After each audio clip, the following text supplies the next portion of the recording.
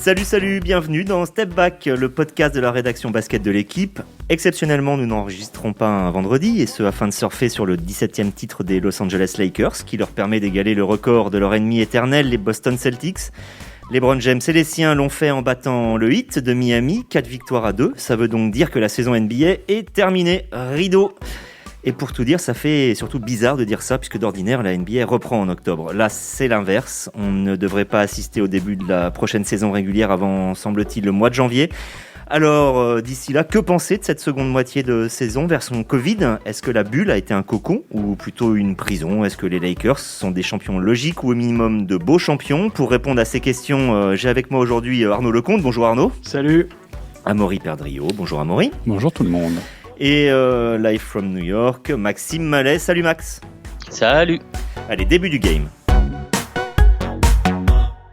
Alors messieurs, une question que j'ai évoquée dans le lancement et je voudrais assez rapidement une réponse. Je me tourne vers toi Arnaud. Est-ce que les Lakers sont de beaux champions ? Ou pour être un peu plus précis, est-ce que leur jeu, est-ce que ce qu'ils ont montré en termes d'alchimie, de talent, t'a séduit ? Non. C'est-à-dire que, non, sont de beaux champions incontestablement. Après, en termes de jeu, de talent, d'alchimie, comme tu dis, je suis pas convaincu. Voilà, c'est pas les plus beaux champions, le plus beau basket qu'on ait vu ces dernières années en NBA. En revanche, le satisfecit et le coup de chapeau, je le donne quand même aux Lakers. Parce que c'est l'équipe qui était attendue comme étant la grande équipe, la grosse équipe qui doit être championne cette année. Et contrairement à quelques autres, les Lakers ont été fidèles aux attentes, ont répondu aux attentes et surtout à la pression qui était forte pour plein de raisons, bien sûr. Commencer par le prestige de la franchise, les ambitions qu'elle avait affichées, le recrutement, bien entendu, l'an dernier d'Anthony Davis et de quelques autres pour entourer LeBron. Donc, je trouve que de ce point de vue, par rapport à certaines déceptions qu'on a pu connaître vis-à-vis notamment de Milwaukee, bien sûr, dans la conférence Est, et des Los Angeles Clippers, bien sûr, aussi à l'Ouest, les Lakers ont rempli leur mission. Ils ont démontré une compétitivité qui fait d'eux des champions tout à fait légitimes. Il n'y a aucun souci là-dessus. Après, sur le plan du jeu, je suis beaucoup plus réservé, parce que j'ai pas trouvé que c'était un basket extrêmement séduisant, voilà, avec beaucoup notamment de haut et de bas. Je trouve que ça manquait un peu de constance avec le matériel, entre guillemets, joueur dont il disposait. Voilà. Donc on se rattrape, Arnaud, avec l'histoire, finalement, c'est-à-dire le 17e titre autant que les Celtics, le fait que LeBron soit sacré qu'une troisième, c'est ça qui compense. Le symbole, bien sûr, avec, bien entendu, le drame, la tragédie connue en début d'année avec Kobe Bryant. Oui, il y a tout ça. Et puis d'avoir été capable, encore une fois, de résister au vent contraire que pouvait être la bulle et ses conditions très, très particulières de jeu. Je trouve que voilà, les Lakers, LeBron James le premier, ont été fidèles vraiment au rendez-vous. Et ça fait d'eux quand même un grand champion. Amaury, on ne refait pas le monde avec des si. Malgré tout, si Bam Adebayo n'avait pas manqué 2 matchs, Goran Dragic n'avait pas joué 34 minutes, non pas sur un match, mais au total de la finale, est-ce que tu penses qu'il y aurait pu avoir un résultat sensiblement différent ? Peut-être même un petit peu plus serré. C'est peut-être déjà ce qui déçoit sur le contenu de la finale, c'est de ne pas avoir eu 2 équipes en pleine possession de leurs moyens. Moi, je pense effectivement que d'avoir un Dragic dans le jeu à 100%, ça changeait un peu les match-ups, ça changeait peut-être la finale. De là à dire que les Lakers n'auraient pas gagné le titre, je pense pas. Je pense que les Lakers auraient gagné et ça aurait légitimé d'autant plus sportivement ce sacre.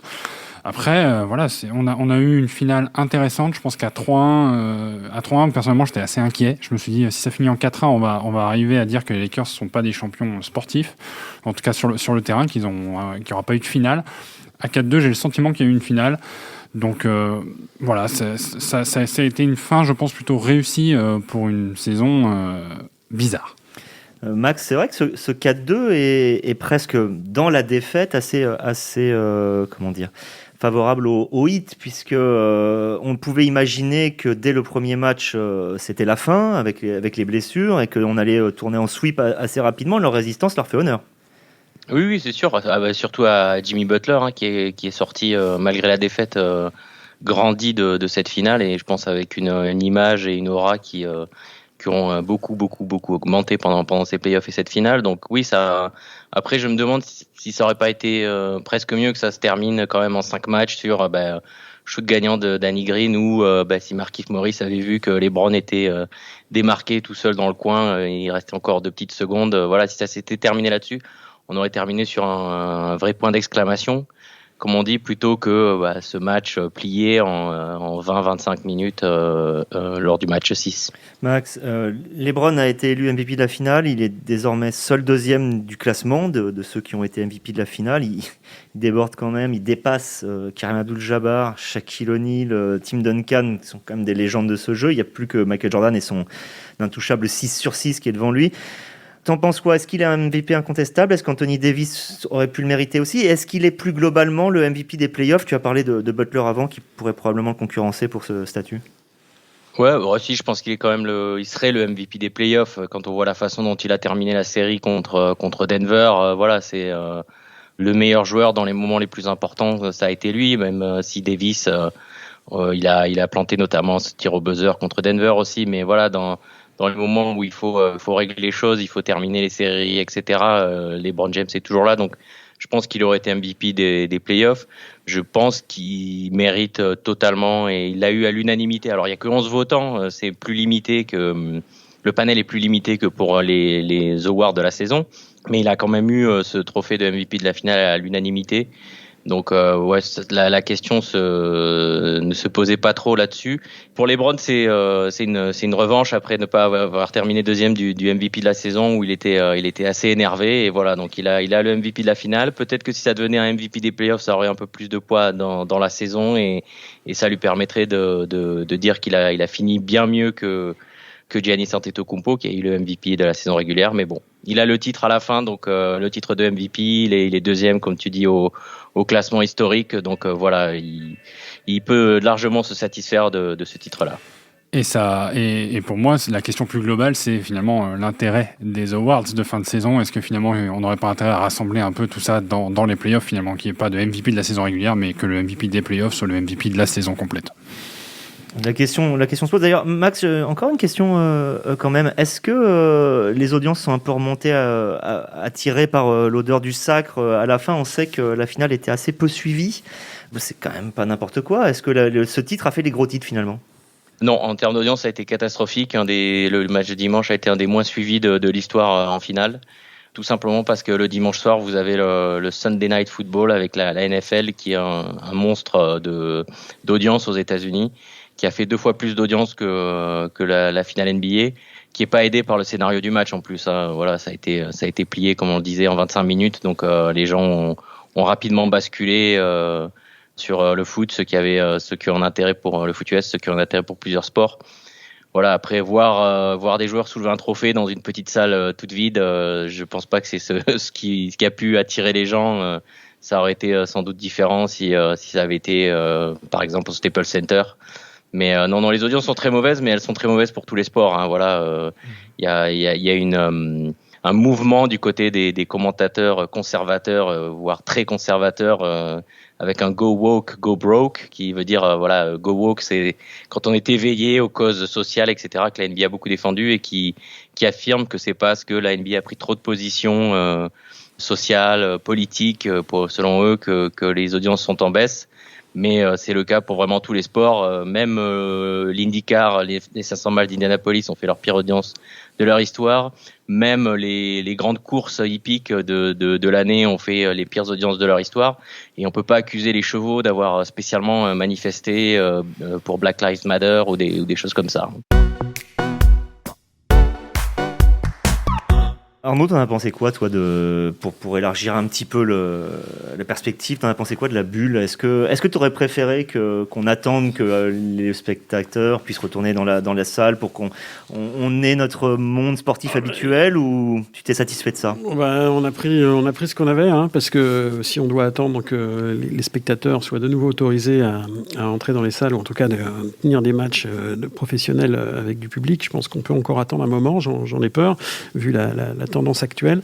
Donc oui, on a pris ce qu'on nous donnait, et très franchement, par rapport à ce je pouvais m'en imaginer avant le lancement de cette fin de saison régulière, puis les playoffs dans la bulle d'Orlando, j'étais agréablement surpris parce que je trouve que la NBA a fait un boulot phénoménal de mise en scène, malgré tout, avec des moyens énormes qui ont été consacrés, mais dans un contexte qui était assez particulier, quoi, dans ces salles où on ne pouvait pas accueillir de public. Je trouve qu'ils ont quand même créé une ambiance. Alors ouais, c'est pas terrible, on est bien d'accord. Ce que vient de dire Max sur le fait qu'effectivement les gens ont peut-être décroché à la télévision parce qu'il manquait en effet ce décorum habituel, cette ambiance et tout ça, surtout quand on fête un titre. Bon, bref, je trouve quand même qu'au final... la NBA a plutôt bien fait le boulot. Cette bulle est quand même une super réussite sur le plan sanitaire parce qu'il n'y a pas eu de soucis majeurs, qu'on a pu aller au bout, qu'on a respecté le calendrier prévu. Pas de soucis tout court. C'est même fou. Oui, enfin pas de soucis tout court. Il y a eu des soucis avec un boycott notamment lié. Je parlais sanitaire. Bien sûr, mais sur le plan sanitaire, il n'y a pas eu de soucis, évidemment. Mais d'une manière générale, il n'y a pas eu de soucis. À part peut-être en effet ce boycott de ces 3 jours un peu surréalistes au début des playoffs. Bon, mais pour le reste, je trouve qu'ils ont vraiment fait un super boulot et qu'il n'y a pas de raison de regretter ce qui s'est passé. Après, on pourrait en reparler, mais est-ce que ce sera à refaire ? Voilà, vaste débat. Moi, je veux juste insister là-dessus. Tu avais l'air de relancer aussi, Xavier. C'est une prouesse que d'avoir réussi pendant 3 mois à tenir autant de joueurs, autant de staff dans le même endroit, sans déclarer le moins de cas de Covid. Enfin, de ce que j'ai pu suivre sur les dernières semaines, il n'y a que 2 événements majeurs sportifs dans le monde qui ont réussi ça. C'est la NBA et le Tour de France. Partout ailleurs, on voit l'Euroleague aujourd'hui, les ligues de basket nationales, enfin, il y a des cas de Covid partout avec des matchs qui sont annulés, reportés. Là, on a eu 3 mois de NBA qui a réussi à se relancer et qui a donc montré l'exemple. Et ça, c'est une immense victoire au-delà du sportif. Donc, chapeau, quoi, déjà là-dessus. La NHL l'a réussi aussi, ils n'ont pas eu de cas positifs parmi les joueurs. 3e sport majeur. Le hockey, c'est un sport majeur. Allons-y, oui. Bon. Amaury, plus sérieusement, est-ce que tu as eu l'impression... Alors, la question est compliquée, j'admets, mais pour moi, un minimum d'intérêt, je trouve. Il y a eu une interruption de 3 mois, il y a eu une saison avant, un début de saison avant, 60 matchs de saison régulière, grosso modo, par équipe, et il y a eu ces playoffs, cette petite fin de saison régulière. Tu as eu l'impression d'assister au même sport, à la même chose ? Est-ce que tu as l'impression qu'ils ont réussi à mettre une continuité, ou ça t'a paru 2 choses totalement différentes ? Sans faire de mauvais jeu de mots, j'ai eu l'impression d'assister à une vague un peu, dans le sens où la reprise a été compliquée et il a fallu remettre en route. On a bien vu que c'était compliqué sportivement. Ensuite, j'ai senti qu'il y avait un vrai intérêt pour la NBA, le début des playoffs, les premiers tours des séries serrées. Le match de Doncic, finalement, public ou pas public, on est dedans. Je pense au triple-double avec son panier décisif. Mais il y a eu des matchs qui vraiment nous ont passionnés. Et puis le premier tour Utah-Denver avec... C'est même cette histoire de play-in qui permet au 9e d'éventuellement se qualifier. Voilà, on a créé de l'intérêt. Il y a eu 2 premiers tours assez intéressants. Et je trouve qu'à partir des finales de conférence où les 2 séries ont été pliées trop vite, à mon sens, et une finale où on avait quand même une équipe qui n'était pas en pleine possession de ses moyens, mais voilà, c'est un peu retombé. Donc heureusement, quelque part pour l'histoire, pour le symbole, les Lakers gagnent. Donc ça a maintenu en vie l'intérêt de cette fin de saison. Et on a un peu oublié qu'il y a eu cette pause de 3 mois. Et bon, ça donne quand même envie d'y retourner. Et ça donne... Enfin, moi, en tout cas, j'ai pas envie d'attendre 3 mois ou 4 mois avant que ça revienne, quoi. Donc, c'est l'essentiel.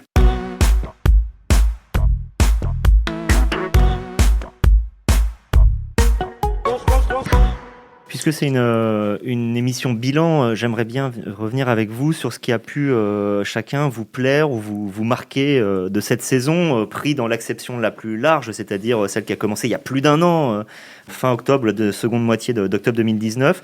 Arnaud, est-ce qu'il y a quelque chose qui t'a plus marqué dans ce qui s'est passé ? Oui, sur le plan sportif, il y a des petites choses qui m'ont bien plu, notamment Miami, l'aventure de Miami, l'aventure de Phoenix, etc. Mais bon, sur le plan général, ce que je retiens de cette saison, c'est ce mouvement, entre guillemets, de liberté d'opinion, d'expression qui a été laissé aux joueurs, aux équipes, aux franchises, aux coachs, pendant la bulle, notamment d'Orlando, suite aux violences policières et aux mouvements de protestation dans le pays. Je trouve que ça, c'est quand même pour une ligue de cette dimension-là, pour un sport de cette dimension-là, dans un monde tel qu'il est aujourd'hui, je trouve formidable que, même si c'est probablement un petit peu orienté aussi. Et on sait que la NBA est un peu en opposition, d'une certaine manière, avec le pouvoir en place aujourd'hui à la Maison-Blanche. Mais c'est vrai que laisser les joueurs pouvoir exprimer leur point de vue sur les maillots, les badges, les messages, les genoux à terre sur les hymnes, etc. Enfin, il y a eu des choses qui sont vraiment totalement novateurs dans le sport mondial, je pense, professionnel. De mémoire, j'ai rarement entendu parler d'une telle liberté qui serait laissée aux joueurs, aux acteurs, aux sportifs, aux athlètes pour exprimer leur opinion. Je trouve que ça, c'est formidable. Évidemment, c'est pas quelque chose d'anodin et que ça pourrait changer peut-être dans les mois qui viennent. On verra un peu comment tout ça évolue. Ça reste à confirmer, mais voilà, il y a vraiment quelque chose de fort qui a été passé cet été pendant avec notamment le boycott. On peut remettre ça dans le contexte. Il y a eu 3 jours où effectivement la NBA a cessé de jouer. Un mouvement qui a été initié par les Milwaukee Bucks en raison notamment de l'origine des événements du mois d'août. Je t'interromps d'ailleurs, j'ai été surpris de lire, peut-être le savais-tu, peut-être le saviez-vous, que LeBron James avait failli quitter la bulle à ce moment-là, oui. Très énervé que les Bucks aient agi sans concertation. Oui, je pense qu'il y a eu beaucoup de mouvements particuliers durant ces 3 jours, mais voilà, on va pas revenir là-dessus, mais c'est vrai que il y a eu un message fort qui a été lancé au monde du sport d'une manière générale, au monde entier aussi, si on veut, et ça, c'est ce que je retiendrai avant tout, même si sportivement, il y a eu aussi beaucoup de choses intéressantes, bien sûr. Max, toi, qu'est-ce qui t'a plu, qu'est-ce qui t'a séduit dans cette saison ? Moi, c'est plutôt quelque chose qui m'a marqué. C'est la soirée du 11 mars. Voilà, celle où tout a basculé pour la NBA et pas mal de sports. Voilà, il est un petit peu avant 21h. On apprend qu'aux États-Unis, que Tom Hanks et sa femme ont attrapé le coronavirus. Donald Trump annonce le travel ban, donc l'interdiction de voyage pour la plupart des personnes entre l'Europe et les États-Unis. Et quelques minutes après, on apprend que Rudy Gobert est positif aussi au coronavirus. Et là, c'est vrai que tout bascule. Aussi d'un point de vue personnel, parce que j'avais vu Rudy Gobert une semaine avant. Donc on se retrouve à écrire la nouvelle, à avoir l'impression d'être un peu à l'intérieur, de se demander est-ce qu'une semaine je suis bon et non, j'ai chaud tout à coup, qu'est-ce qui se passe, non, voilà, bon, finalement il n'y a pas eu de dommages, mais c'est vrai que voilà, c'est une soirée qui était complètement dingue et qui a mis cette saison sans dessus-dessous. Voilà, la NBA a réussi à vraiment sortir par le haut, financièrement et sportivement de ça, mais c'est vrai que ce 11 mars au soir a été vraiment très particulier. Et on saluera la présence d'esprit de Lloyd Pierce, le coach des d'Atlanta, qui a pensé à faire rentrer son joueur Vince Carter pour lui donner des dernières minutes de jeu dans sa carrière, puisqu'il avait annoncé qu'il allait arrêter. Donc il a pu avoir entre guillemets des adieux plutôt qu'un départ tronqué. Et un shoot à 3 points marqué. Allez, Amaury, garde la parole. Qu'est-ce qui, toi, t'a plu ou marqué ? Alors, sportivement, moi, je trouve que les Phoenix Suns, Arnaud en parlait, pour moi, les Suns ont crédibilisé le restart et ces 8 matchs de saison régulière avant les playoffs. Parce qu'on a eu une équipe qui était au bout du classement et qui, en fait, de par ses performances, s'est battue jusqu'au bout pour aller chercher une qualification. Si je ne me trompe pas, ils n'ont pas perdu un match, c'est ça ? C'est ça, invaincu dans la bulle. Donc, et pour une équipe qu'on avait enterrée avant même le restart. Donc, voilà, ça, on se demandait ce que ça allait être ces matchs de classement et ils les ont validés, ils les ont crédibilisés et dans la foulée, c'est les play-in qui ont aussi pris du crédit avec ça. Moi, ce qui m'embête après, parce qu'on n'a pas trop senti de choses qui nous déplaisent, moi, c'est plus ce flou aujourd'hui qui règne sur l'après. C'est quand, comment, quel impact pour les jeux, et les discours des dernières semaines sont peu engageants et peu rassurants. Donc, j'espère qu'à terme, on va trouver des solutions pour pouvoir proposer le meilleur basket chaque semaine, enfin à la reprise et sur tous les plans. Toi aussi, tu as quelque chose qui t'a déplu ou qui t'a déçu ou... La dernière intervention d'Amaury. Merci Arnaud, merci. Non, je plaisante. Ce qui m'a vraiment déplu quelque part, c'est effectivement ces conditions de jeu qui sont de bric et de broc un peu, avec une ambiance créée artificiellement, etc. Bon, voilà. Après, j'en ai dit du bien quand même de la manière dont la NBA avait réussi à bricoler, le terme est peut-être pas très juste parce que ça a coûté, c'était du bricolage très cher, mais voilà, je vais pas non plus taper dessus. Rappelons que ça a valu 300 millions de dollars, je crois, au total, l'organisation de la bulle, mais ils ont justifié ça en disant que sinon ils allaient perdre 2 milliards de dollars en droits. Donc, Bien sûr. Mais non, au-delà de ça, c'est plus des déceptions sportives, quoi. Notamment les Clippers, dont j'avais fait mon favori, très franchement, et je crois que je suis pas le seul d'ailleurs. Mais bon, les Clippers ont pas du tout fonctionné en tout cas sur cette période particulière de l'été à Orlando. On pensait qu'ils allaient effectivement monter en régime doucement, et ça n'a pas été le cas. Donc voilà, c'est ma grosse déception, davantage que Philadelphie, qui pour le coup me paraissait pas du tout en état d'aller très loin à Orlando. Maxime, on va finir par toi. Alors moi, je vais juste donner la petite chose qui m'a plu. Moi, ça a vraiment été Luka Doncic. On l'a pas découvert cette saison, mais c'est parce qu'il a fait tellement de fraîcheur. On a l'impression que tout simplement, on pouvait arriver, vouloir se faire plaisir en NBA, que ça suffisait à être bon, même si je sais bien que c'est beaucoup plus compliqué que ça, mais vraiment ça. Maxime, on va finir avec toi. Est-ce que toi, il y a un truc, sans être un coup de gueule, ou un truc qui t'a déplu ou qui t'a déçu ? Un truc qui m'a déçu, non, c'est vrai. Les conditions sont tellement compliquées que c'est difficile d'en vouloir à quelqu'un de s'être loupé sur la période de la bulle. Matériellement, humainement, c'était une période tellement complexe, tellement inédite. Personne n'avait de repères, de savoir comment faire, quoi, ou comment. Donc non, je pense que c'est quand même un coup de chapeau général à tout le monde pour avoir réussi à mettre ça en place, à avoir une saison qui se termine malgré tout, qui se termine sans encombre. On voit que d'autres ligues ont pas mal de problèmes. La NFL est en train de changer les calendriers sur 7 semaines à cause de cas positifs.